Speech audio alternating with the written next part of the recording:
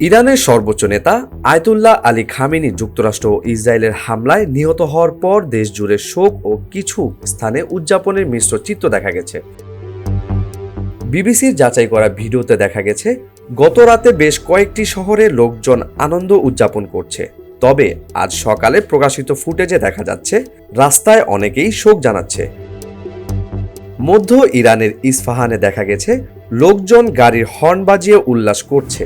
অন্য ভিডিওতে রাতের আকাশে আতশবাজি জ্বালানো হচ্ছে এবং নিহত বিক্ষোভকারীদের কিছু পরিবার রাস্তায় ও বাড়িতে তাদের প্রতি শ্রদ্ধা জানাচ্ছে বলে দেখা যাচ্ছে।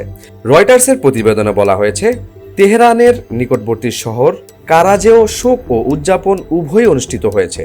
একই সময় তেহরানের সংবাদ সংস্থার ছবিতে দেখা গেছে অনেক মানুষ রাস্তায় শোক প্রকাশ করছে এবং কেউ কেউ খামেনি এর ছবি হাতে ধরে তাকে স্মরণ করছে।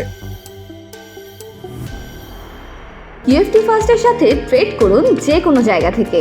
ক্যাম্পাসে ক্লাসের ফাঁকে, ঢাকার জ্যামে বসে কিংবা ঘরে বসে ট্রেডিং এখন হাতের মুঠোয়। তাই ট্রেড করুন যখন খুশি, যেখানে খুশি।